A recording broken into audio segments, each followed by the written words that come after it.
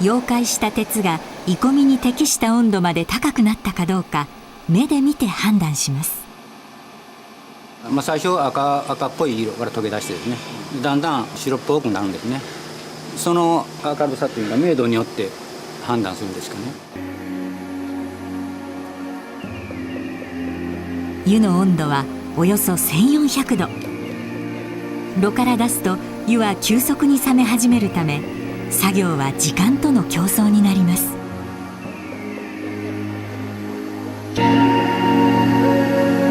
湯を湯口に流し込みます。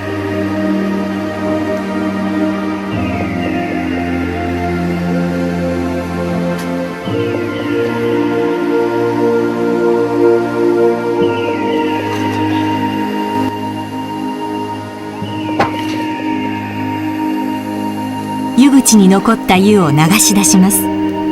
この時、型の中に流れ込んだ湯はすでに固まり始めており、流れ出すことはありません。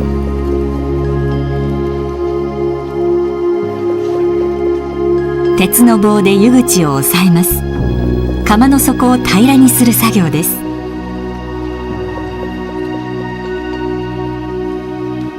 という保証はありませんので、だから何十年やっても上げるときはドキドキですね。やっぱり心配ですわ。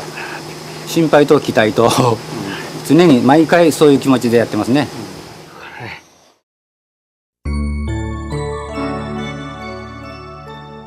茶の湯釜。お茶席でお茶を立てる湯を沸かすのに使われる道具です。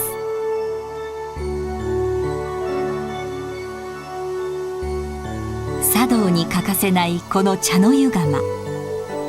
高温で溶かした鉄を鋳型に流し込んで作る鋳金という技術によって作られる工芸品です。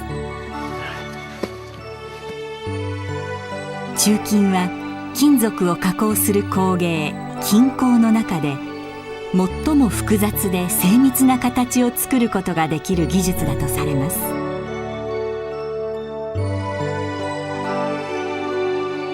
その伝統技術を受け継ぎながら新しい茶の湯釜作りに取り組んでいる鋳金作家の仕事を見てみましょう。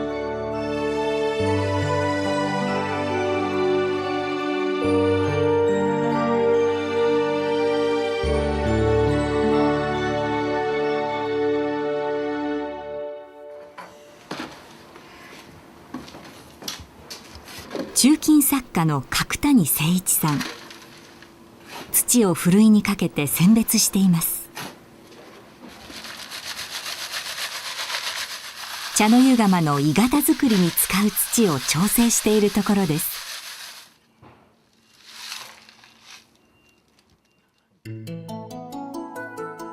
茶の湯釜の製作工程を見てみましょう。まず鉄を流し込む型鋳型を土で作ります。最初に外型、次に中子という内型を作ります。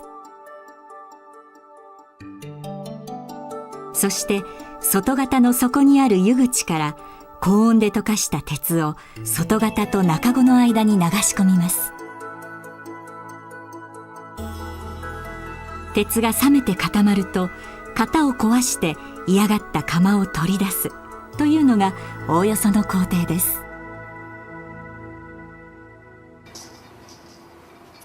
それでは最初の工程外型作りから見ていきましょう。まず鋳型作り用の土を調合します。山土と川砂を混ぜたものに葉汁を入れて混ぜ合わせます。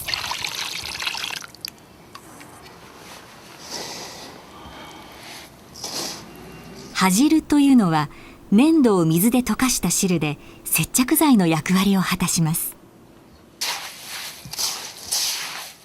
このようにドロドロの状態に混ぜ合わせた土をマネと言います。そのマネを枠の中に塗り、木型を回して形を整えていきます。大わらびきという作業です。木型は窯の輪郭に合わせて切ったブリキ板ですが、昔は木で作っていたので今でも木型と呼びます。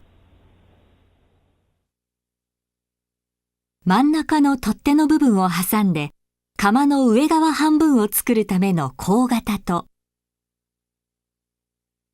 下側を作る尻型に分かれています。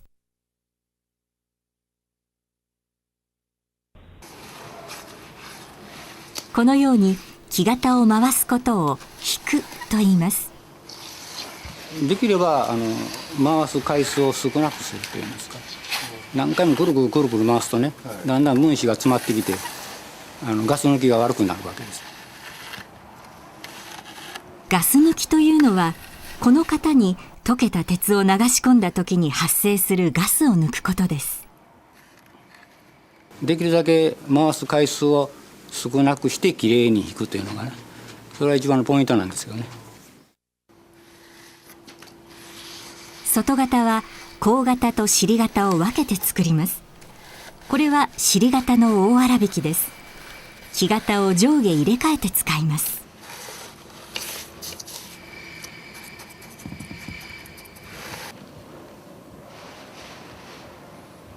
大粗挽きが終わると乾燥させ、型の内側をヘラで削ります。次に行う中粗挽きでマネを塗り重ねますが、そのための隙間を作る作業です。均一に 1.5 ミリから2ミリぐらい削ります。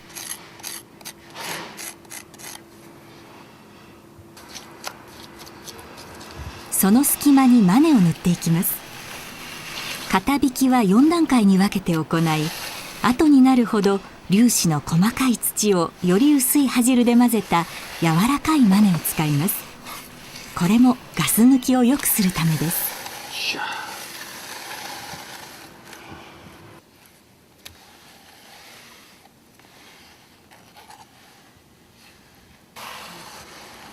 型引きの最終工程、毛振りです。この面は溶かした鉄を鋳込んだ時に直接触れる面です。薄い端汁を多く加えて非常に柔らかくしたマネを使って滑らかに仕上げます。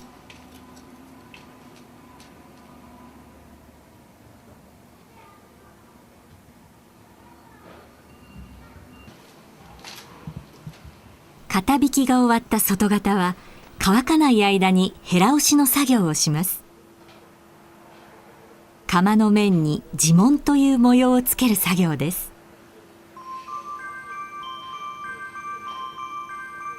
水で濡らした下絵の線の部分をヘラで押します。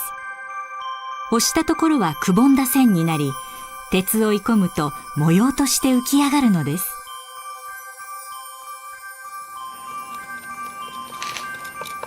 窯の肩の部分に缶付きの型を埋め込みます。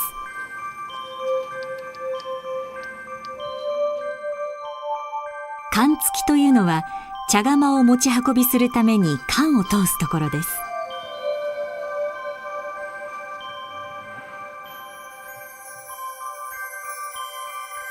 缶付きは作る窯に合わせてその都度デザインして作ります。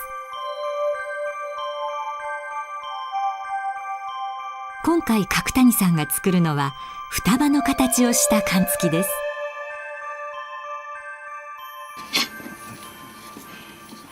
次に肌打ちをします。砂を混ぜた端汁を塗りつける作業です。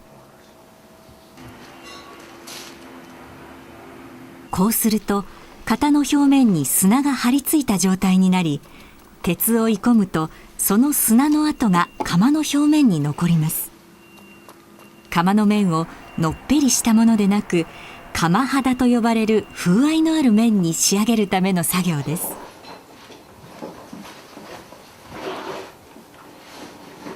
以上の地紋、缶付き、窯肌は窯作りの中で作者が個性と造形力を発揮するところで、茶の湯窯の見どころだとされます。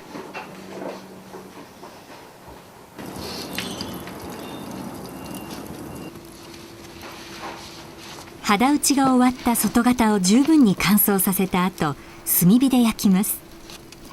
型の土の中に含まれている有機物を燃やしきって除去するための作業です。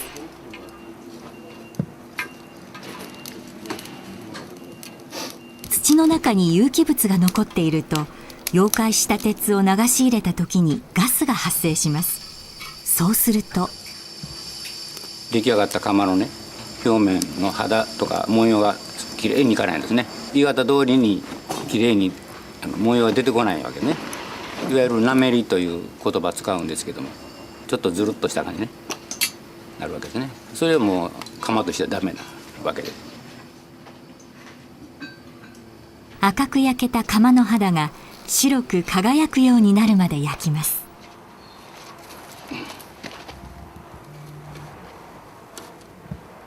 これで外型は完成。内型である中子作りにかかります。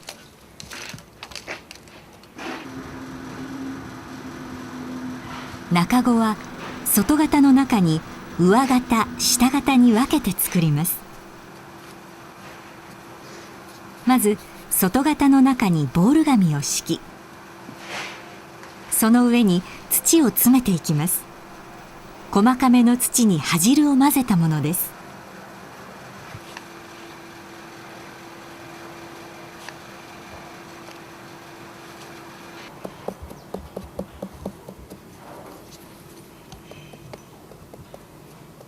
適当な厚さに詰め終わると内側を補強します。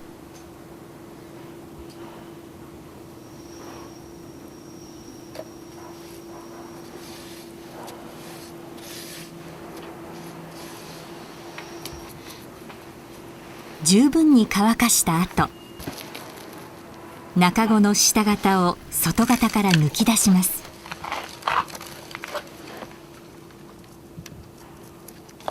肌に張り付いたボール紙を剥がし、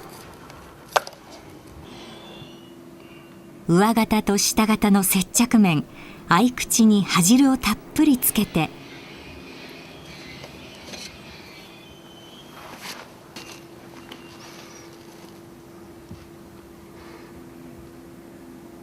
重ね合わせて接着します。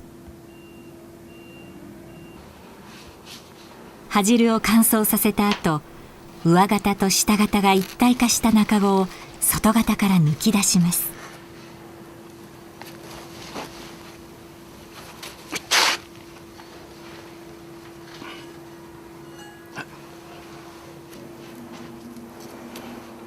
ボール紙を外し、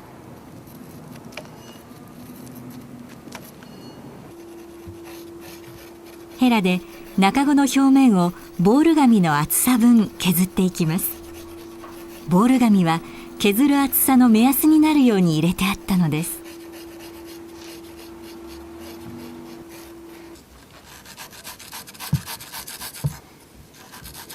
削った後、中子を外型に戻して、その間に溶けた鉄を流し込んで窯を作ります。つまりここで削った厚さがそのまま窯の厚さになるのです。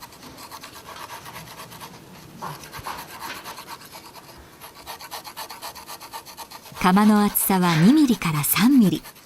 場所によって少し変えて作ります。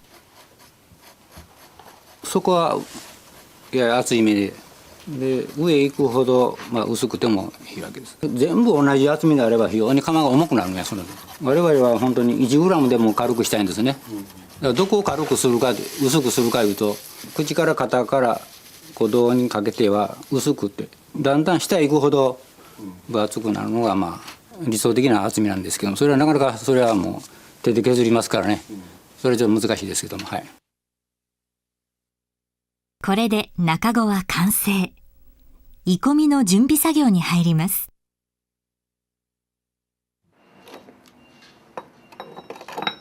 炉に地金の鉄を入れます。3種類の鉄、和づく、小鉄を一緒に溶かします。そして炭火を入れます。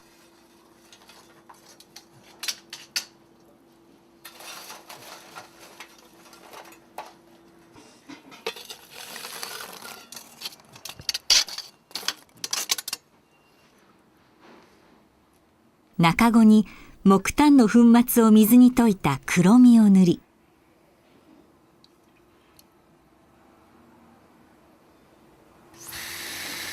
硝煙を吹きつけます。どちらも鋳込んだ釜を型から出す時の型離れを良くするためです。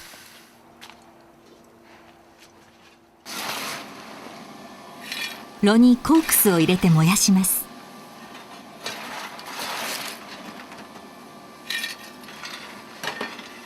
3、4時間かけて1400度くらいの高温にします。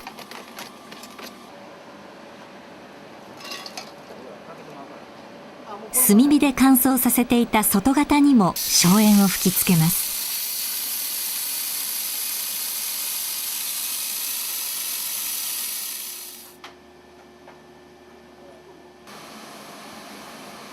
不純物を取り除きます。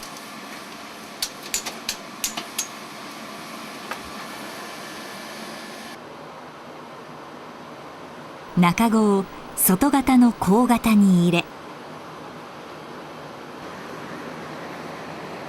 尻型をかぶせます。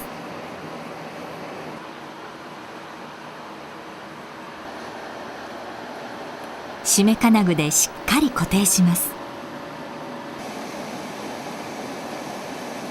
溶解した鉄が鋳込みに適した温度まで高くなったかどうか目で見て判断します。最初赤っぽい色から溶け出してですね、だんだん白っぽくなるんですね。その明るさというのは明度によって判断するんですかね。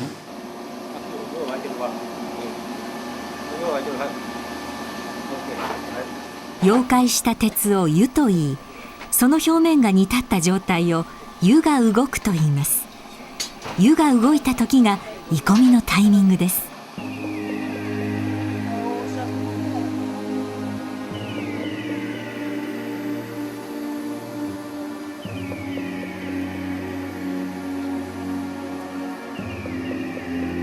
湯の温度はおよそ1400度。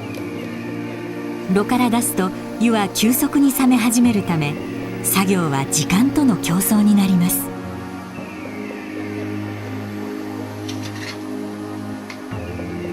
湯にわら灰をかぶせます。湯の温度を保ち、不純物を付着させるためです。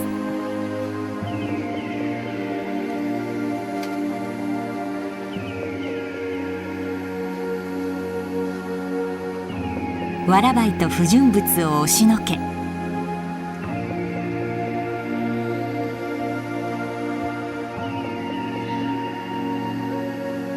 湯を湯口に流し込みます。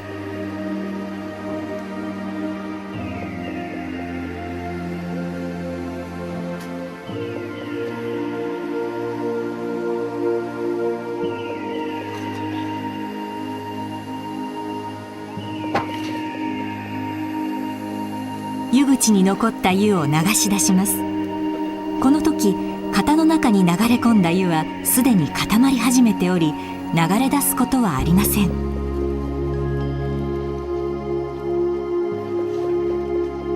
鉄の棒で湯口を押さえます。釜の底を平らにする作業です。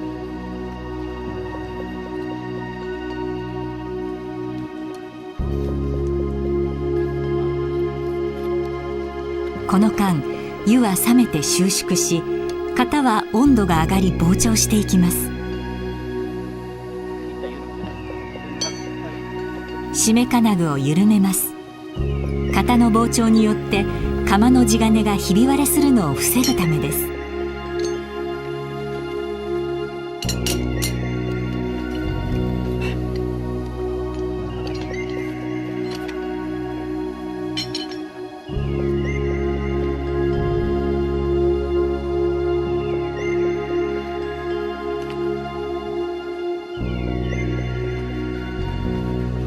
口から鉄棒を入れ、中子を壊します。釜の地金が冷めて収縮するのを助けるためです。湯が固まりきるまでにやらなければならない重要な作業です。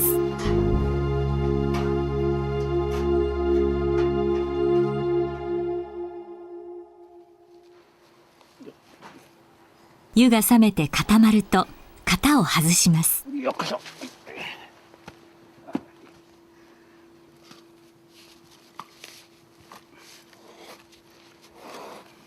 肩からね上げるときはもう 100% できてるいう保証はありませんのでね、だから何十年やっても上げるときはドキドキですね。やっぱり心配ですわ。心配と期待と常に毎回そういう気持ちでやってますね。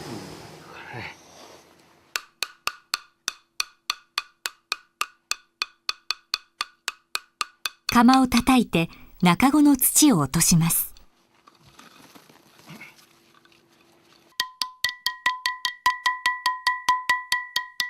土が落ちるにつれ、釜を叩く音が澄んだ音色になってきました。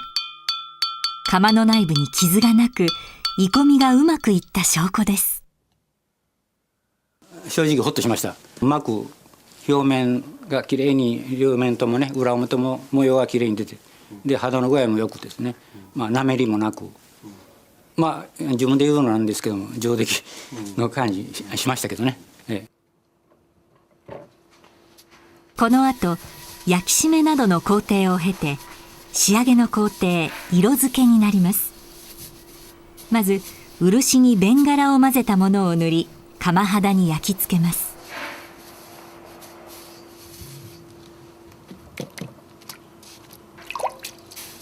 その上に鉄粉と鉄サビベンガラを水で溶いたものを塗ります。上色という最終工程です。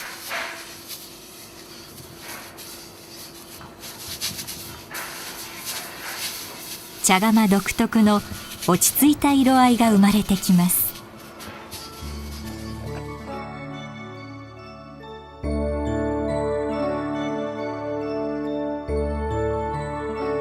風をイメージした地紋と双葉の寒月が相まって早春の爽やかさを感じさせる茶の湯釜です。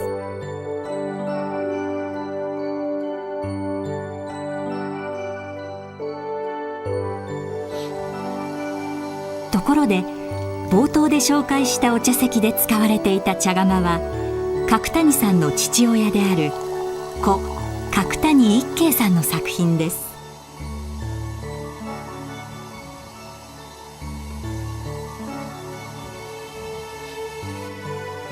そして息子の慶次郎さんも茶釜作りを継いでいます。